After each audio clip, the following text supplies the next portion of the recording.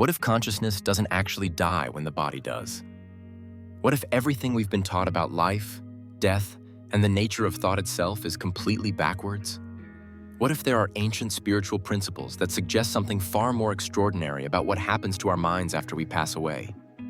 I'm about to explore some fascinating theories that could completely change how you think about consciousness, knowledge, and what it really means to be alive. But first, if you've ever wondered about the deeper mysteries of consciousness and what spiritual traditions say about life after death, you're going to want to follow this exploration. Hit subscribe because we're diving into some profound questions that might shift your entire perspective. Here's a thought-provoking question that emerges from various spiritual studies. If consciousness truly disappears with the brain, then what happens to all the accumulated wisdom of every genius who ever lived? What about every spiritual breakthrough, every moment of pure insight from the great mystics and philosophers throughout history? Some spiritual traditions suggest that this presents a fascinating paradox. Would an intelligent universe really allow all that wisdom to simply vanish into nothing? Maybe there's another way to look at this. Consider this analogy from ancient wisdom teachings. Imagine you're trying to extract the essence from various materials, perhaps herbs for medicine, or elements for transformation.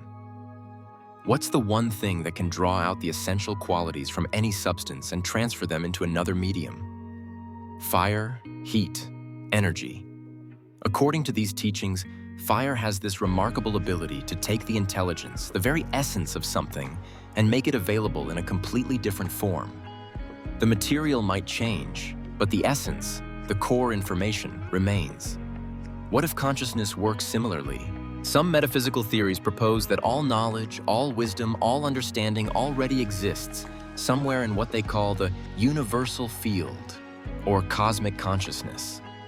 What if your individual consciousness is like that fire, drawing knowledge from this infinite source and making it available in your personal experience?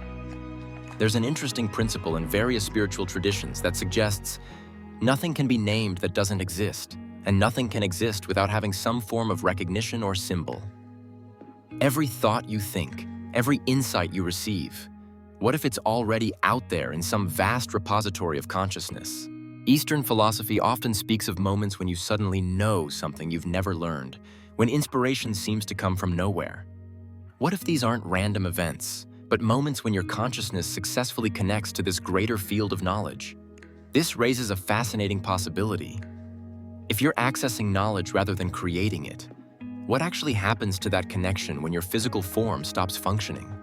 Some near-death experience researchers and consciousness studies suggest that the knowledge remains because it was never truly yours to begin with.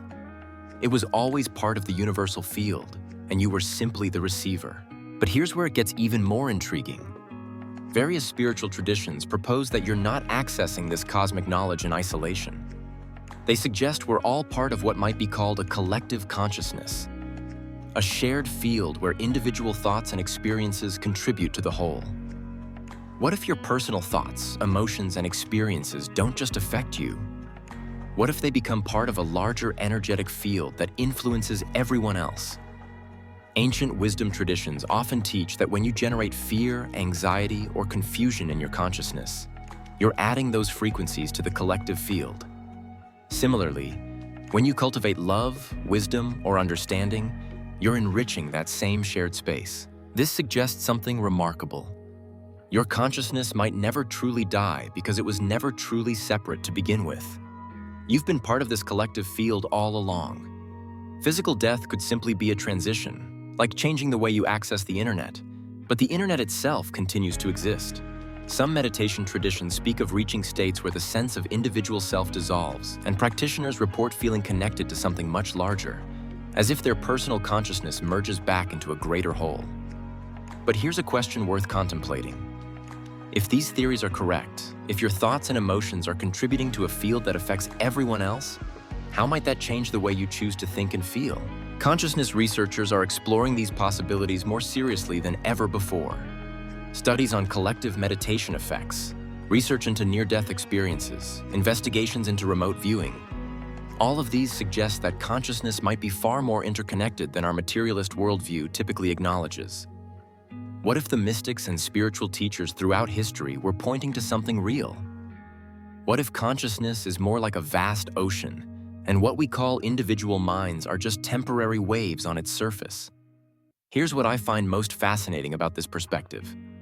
It suggests that every moment of awareness you have, every insight you gain, every act of love or wisdom you express, it all contributes to something eternal and shared. Nothing is ever truly lost. Drop a comment and share your thoughts. If consciousness really is part of a larger interconnected field, what experiences in your life might support or challenge this idea? Next week, we're exploring another intriguing metaphor that spiritual teachers use to describe individual consciousness. The idea that you might be like a soap bubble floating in an infinite space. This analogy reveals some startling implications about what we call the self and why personal identity might not be what we think it is. If you're curious about these deeper questions of consciousness and what ancient wisdom traditions say about the nature of reality, hit that subscribe button. We're just beginning to explore these profound mysteries.